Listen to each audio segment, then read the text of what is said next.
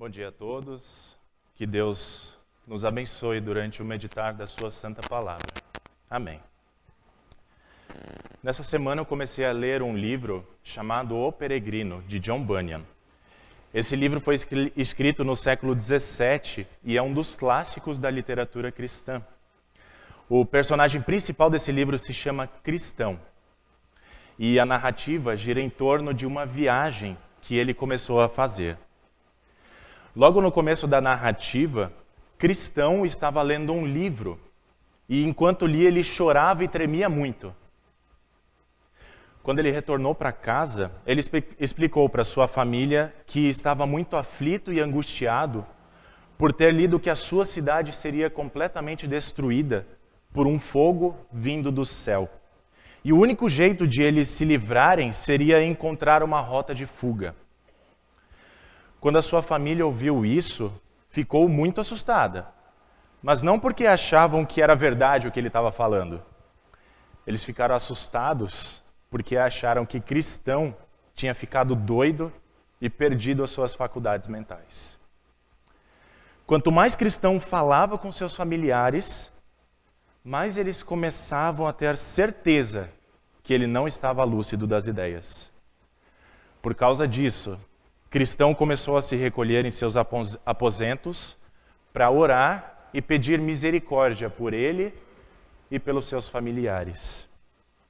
Além disso, ele mantinha o hábito de andar sozinho pelos campos, lendo e orando. E assim aconteceu durante alguns dias. Em uma de suas caminhadas rotineiras pelo campo, enquanto ele lia o livro, já em prantos, ele gritou: "O que farei para ser salvo?"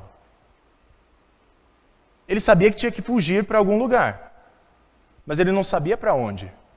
E por isso ele ficava parado, sem saber para onde ir. Até que apareceu um homem chamado Evangelista, que lhe perguntou: "Por que você está chorando?" Daí ele respondeu: "Senhor, eu recebi a notícia pelo livro que tenho em mãos, de que estou condenado à morte e depois de morrer serei julgado. Não creio que esteja disposto a passar por esta primeira provação, nem preparado para a segunda."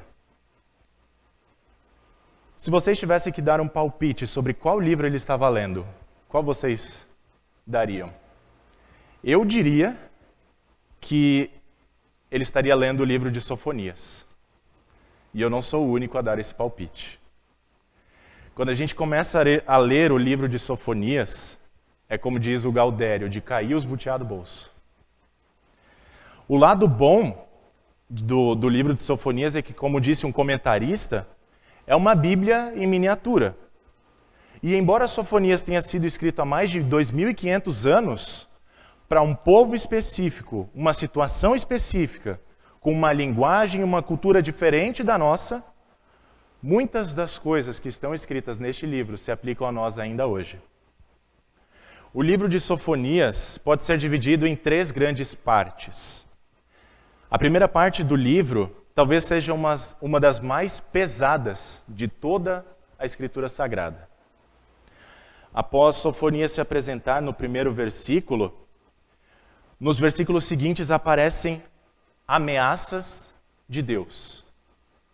Logo no versículo 2, quem estiver acompanhando pelo canal do YouTube pode nos acompanhar na Bíblia, e eu vou ler a partir da a nova Almeida atualizada.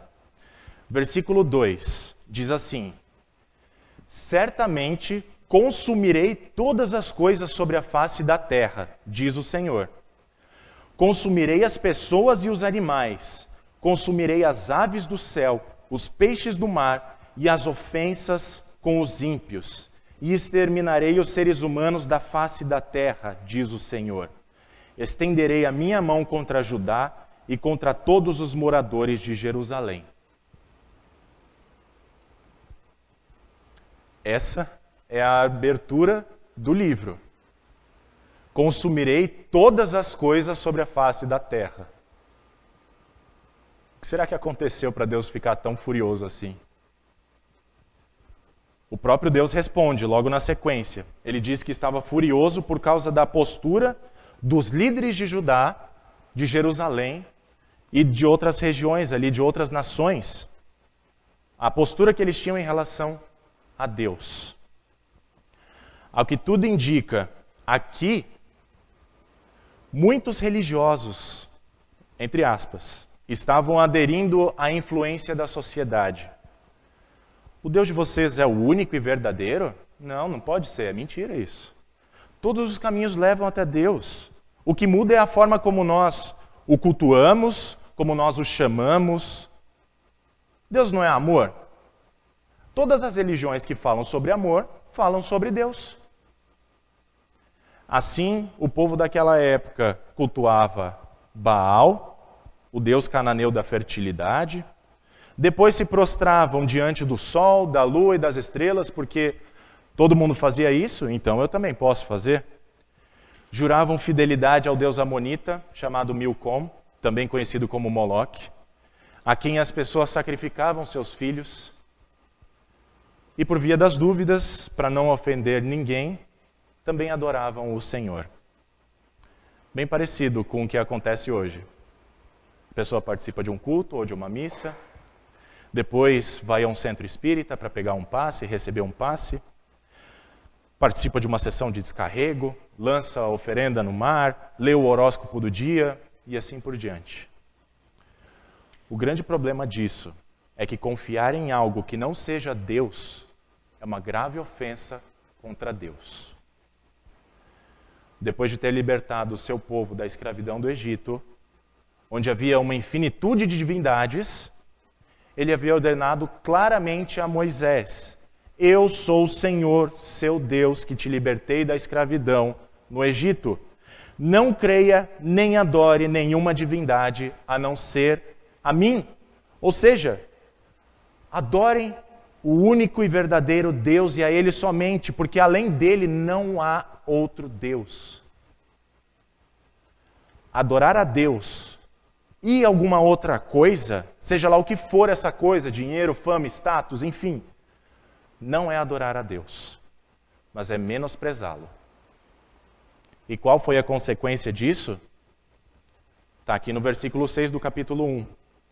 Farei desaparecer também os que deixam de seguir o Senhor, e os que não buscam o Senhor, nem perguntam por Ele. Farei desaparecer.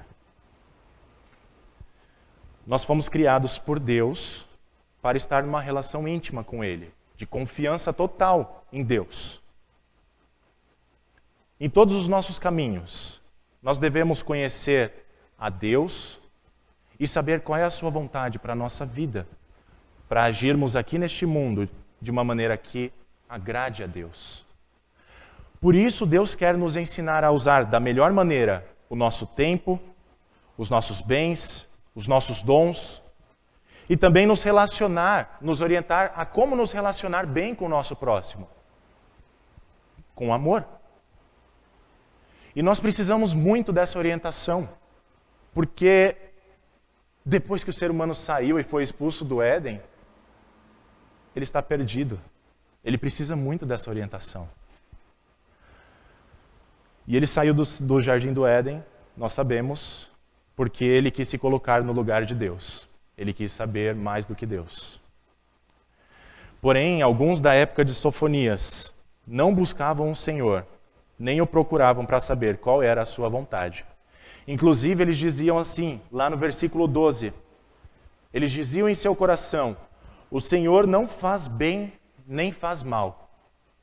Ou seja, o que Deus tem a ver com a minha vida, com o meu trabalho, com a minha família? Acreditar em Deus ou não, tanto faz. Eu não preciso de Deus. Para Deus, esse é o pior de todos os pecados. A quebra da primeira palavra, do primeiro mandamento. E o que Deus disse por meio do profeta Sofonias, a partir do versículo 14, está perto o grande dia do Senhor. Está perto e vem chegando depressa. Atenção! O dia do Senhor é amargo e nele clamarão até os poderosos. Aquele dia será um dia de ira, dia de angústia e tribulação, dia de ruína e destruição, dia de trevas e escuridão, dia de nuvens e densas trevas, dia de toque de trombeta e gritos de guerra contra as cidades fortificadas e contra as torres altas. Trarei angústia sobre todas as pessoas, e elas andarão como se estivessem cegas, porque pecaram contra o Senhor. Pelo fato de Deus ser justo e santo, quando ele vê rebelião, orgulho e idolatria, ele fica irado e se enche de indignação. E por causa disso, ele trará juízo. E quando Deus promete, ele cumpre. Poucos anos depois da profecia escrita aqui no livro de Sofonias, Jerusalém e Judá foram completamente destruídas. No entanto, esse dia do juízo de Deus, que destruiu aquelas cidades, foi apenas uma amostra do grande e terrível dia do Senhor, que está por vir sobre toda a humanidade pecadora. Esse dia é descrito em toda a Bíblia e será um dia de angústia e de lamentos, como jamais houve na história deste mundo. Toda essa ira de Deus se deve a uma coisa, e ela está lá bem no meio do versículo 17, porque pecaram contra o Senhor. Deus é santo e em sua santidade pune o pecado.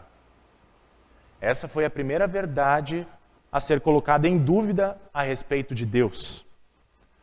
O que o diabo disse para Eva? É certo que vocês não vão morrer. Depois de Deus ter dito que se eles desobedecessem, eles certamente morreriam. Ou seja, o diabo estava dizendo assim: não se preocupem, Deus não vai punir vocês. Deus é amor.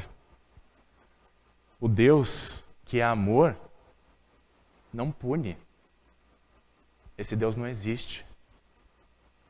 Por causa disso, nós preferimos não falar sobre essas coisas de pecado, condenação, inferno, diabo. Não. Isso tudo está fora de moda, desde a época de Adão e Eva. Preferimos pensar que os nossos pecados não têm importância diante de Deus, que eles não trarão consequências. Preferimos criar um Deus à nossa imagem, invertendo a ordem das coisas, quando Deus nos criou à sua imagem. Assim, nós estamos livres para fazer o que quisermos.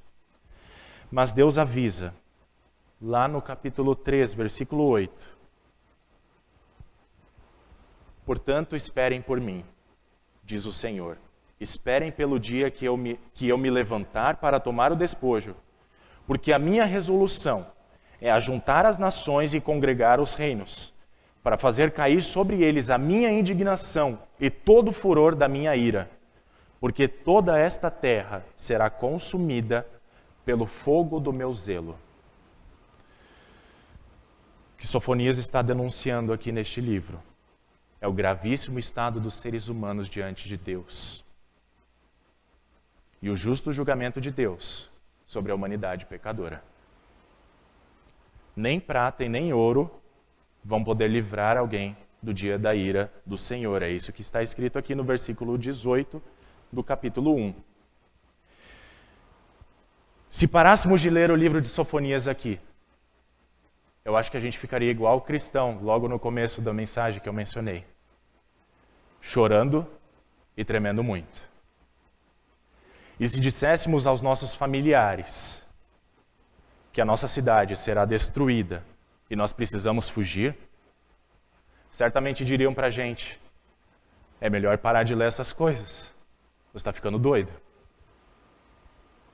Só que se parássemos de ler aqui, nesse ponto, nós estaríamos perdendo a melhor parte do livro e ficaríamos perdidos, sem saber para onde ir e sem esperança nenhuma. Lembram da narrativa do peregrino, quando o cristão grita: "O que farei para ser salvo?" Que aparece o evangelista e ele pergunta: "Por que você está chorando?" E daí ele diz: "Senhor, recebi a notícia pelo livro que tenho em mãos, de que estou condenado à morte, depois de morrer serei julgado. Não estou preparado para morrer, nem para ser julgado." Ouvindo tudo isso, evangelista aponta para o campo e diz assim: está vendo aquela porta estreita? O cristão respondeu: não estou vendo. O evangelista pergunta então: está vendo aquela luz resplandecente? O cristão respondeu: acho que sim. O evangelista então lhe disse: mantenha os seus olhos naquela luz e vá em sua direção. Então você vai ver a porta. Quando bater nela, lhe será dito o que fazer. Depois de ouvir isso, o cristão não pensou duas vezes e saiu correndo em direção à luz. Havia uma esperança para ele. A mesma coisa acontece aqui no livro de Sofonias, na segunda parte do livro. No meio do pronunciamento da sentença, com toda a escuridão, angústia e todo o sofrimento, brilha um raio de luz. Uma palavra de esperança. Capítulo 2, versículo 1. Reúna-se e concentre-se, ó nação sem pudor. Antes que saia o decreto e o dia se vá como palha. Antes que venha sobre você o furor da ira do Senhor. Sim, antes que venha sobre você o dia da ira do Senhor. Busquem o Senhor, todos vocês, os humildes da terra, que cumprem os seus mandamentos. Busquem a justiça, busquem a humildade. Talvez assim vocês sejam poupados no dia da ira do Senhor. Essa passagem é como se fosse uma luzinha atrás da porta. Se seguir essa luzinha, talvez assim vocês sejam poupados.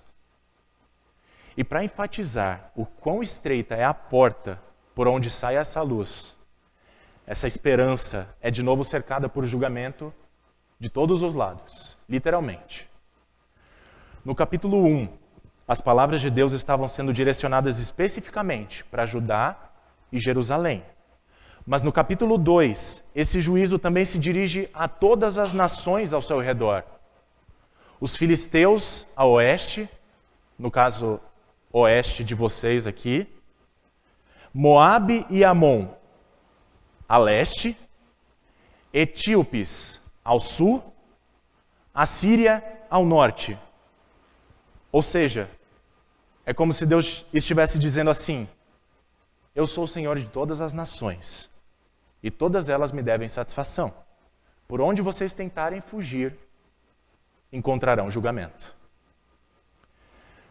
Com isso, Deus está querendo nos ensinar uma coisa importantíssima. Quando percebemos que, de fato, estamos debaixo do julgamento do Deus que é santo e justo, nosso coração, fica tentado a fugir para outros lugares, buscar outros refúgios, uma rota de fuga que não nos leva à porta estreita. Senhor, eu vou parar de fazer isso ou aquilo. Senhor, eu vou fazer promessas e juramentos. Eu vou jejuar, eu vou guardar dias santos, vou cumprir todos os mandamentos. Eu vou melhorar, Senhor. E não é isso que Deus deseja. Não é isso que Deus quer. Deus nos oferece uma única saída, uma única rota de fuga, uma luz brilhando atrás de uma porta bem estreita, que é o único lugar onde é possível buscar refúgio e salvação da ira de Deus e do seu justo julgamento. E esse lugar está escrito no versículo 3 do capítulo 2, é o próprio Deus. Busquem o Senhor, todos vocês. Essa é a única esperança. Buscar o Senhor, buscar a humildade, buscar a justiça. E que justiça é essa? Paulo nos ajuda a responder quando ele escreve aos Romanos, no capítulo 1, versículo 17. A justiça de Deus se revela no Evangelho. Só há um lugar para onde correr. E esse lugar é o próprio Deus, que em sua misericórdia concede salvação por meio de Jesus Cristo a todos os que se voltam a Deus e dizem: Senhor, tem compaixão de mim, salva-me. Jesus Cristo é a justiça de Deus, a justiça que nos torna justos por meio da fé. Deus quer que nos voltemos em humildade a Cristo e nos refugiemos na sombra da sua cruz. porque foi nela que Cristo suportou a ira de Deus em nosso lugar e nos libertou da condenação. Não com ouro nem com prata, mas com seu santo e precioso sangue derramado pelos nossos pecados. Como disse um comentarista, aquele de quem nós mais temos medo é o mesmo que nos salva. Diante do justo juízo de Deus, a sua misericórdia é o único motivo de esperança para nós, pecadores. Cristo, o Deus que se fez homem, sofreu a ira que a humanidade merecia e morreu em nosso favor para nos livrar do grande julgamento de Deus. E a garantia disso é a sua ressurreição. Quando sabemos que Cristo é a nossa rota de fuga para a porta estreita, de onde vem um raio de luz, um estreito raio de luz, nós podemos gritar como cristão. Quando recebeu a notícia do evangelista, e ele saiu gritando pelo campo, vida, vida, vida eterna. E é aqui que entra a terceira parte do livro de Sofonias.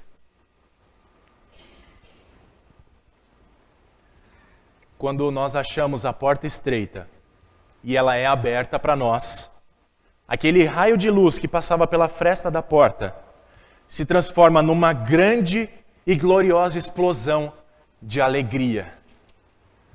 É isso que está aqui no capítulo 3, versículo 14. Cante, ó filha de Sião, grite de alegria, ó Israel. Alegre-se e exulte de todo o coração, ó filha de Jerusalém. O Senhor retirou as sentenças que eram contra você e afastou os seus inimigos. O Rei de Israel, o Senhor, está no meio de você. Você não precisa mais temer nenhum mal. Naquele dia se dirá a Jerusalém, não tenha medo, ó Sião, não desfaleçam as suas mãos.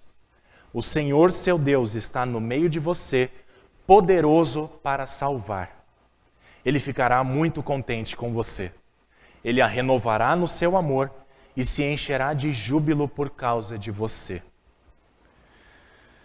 Ao ouvirmos essas palavras, nós podemos dizer que a salvação preparada por Deus não é apenas uma forma de nos livrar do julgamento dele, de escaparmos do seu julgamento. A salvação é mais do que isso. É entrar na alegria do Senhor.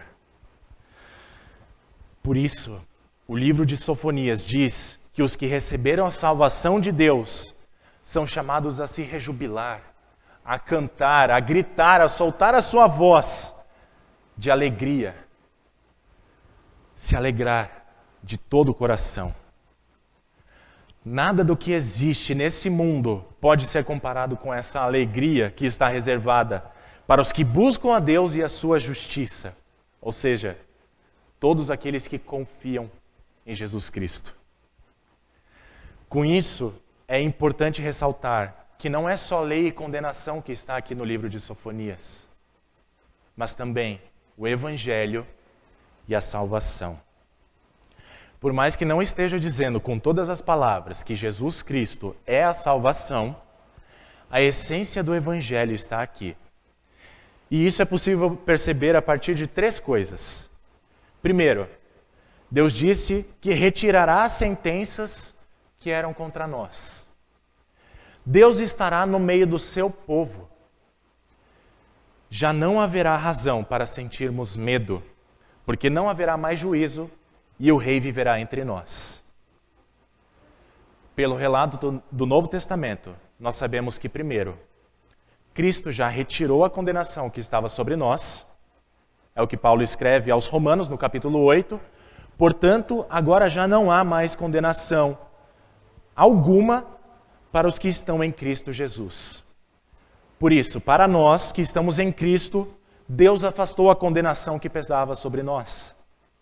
Além disso, Ele estará no meio do seu povo com a sua palavra. Ele está no meio do seu povo com a sua palavra, o santo batismo e a santa ceia. para renovar continuamente a certeza de que os nossos pecados são perdoados e estamos livres da condenação. E 3, se estamos em Cristo, não há razão nenhuma para sentirmos medo, porque o juízo pelos nossos pecados já foi exercido em Cristo. E o Rei, o Cristo ressurreto, está entre nós.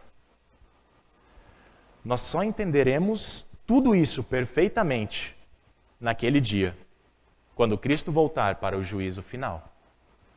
E quando o dia chegar, quando a obra da redenção estiver terminada, e todas as pessoas de todas as tribos, línguas, etnias, tiverem sido salvas por Deus e estiverem reunidas, nós teremos a plena percepção de tudo que Deus fez por nós e viveremos uma alegria indescritível.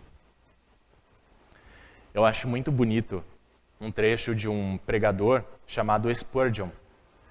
Ele diz assim: ó crente, tu te alegras quando Deus te abençoa, mas Deus se alegra muito mais.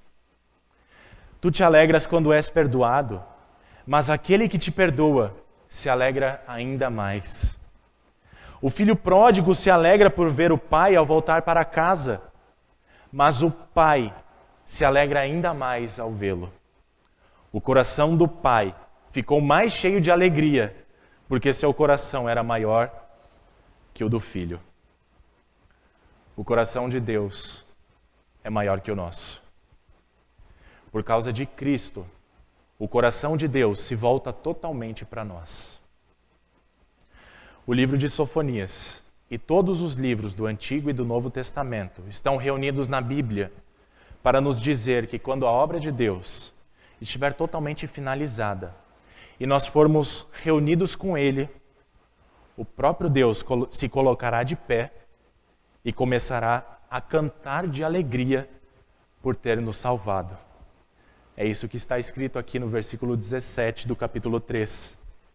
Ele a renovará no seu amor e se encherá de júbilo por causa de você.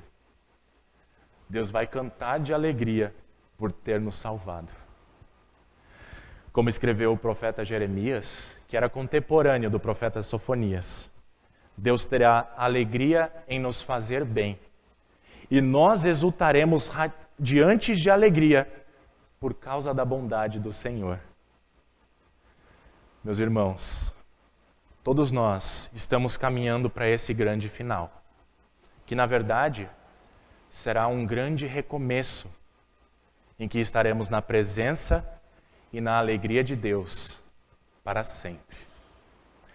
Assim como o evangelista, lá no início do sermão, apontou a cristão a porta estreita e a luz que vinha na fresta dessa porta, o livro de Sofonias nos ajuda a ver um pouco da luz que está por detrás da porta estreita, para irmos em direção a ela durante a nossa caminhada como peregrinos neste mundo. Sabemos que Deus salva os que nele confiam, não apenas para livrá-lo do seu justo julgamento, mas para levá-los a uma alegria, a alegria da sua presença, que durará para sempre. Que nós, assim como cristão, caminhemos e olhemos para essa luz que vem da fresta dessa porta, para que naquele dia, quando a porta for aberta para nós, sejamos completamente preenchidos de alegria. E enquanto estivermos caminhando, como peregrinos que somos neste mundo, convidemos todos os que estiverem pelo caminho para virem conosco e serem participantes das alegrias que estão por vir, tanto da nossa alegria quanto da alegria de Deus. Amém.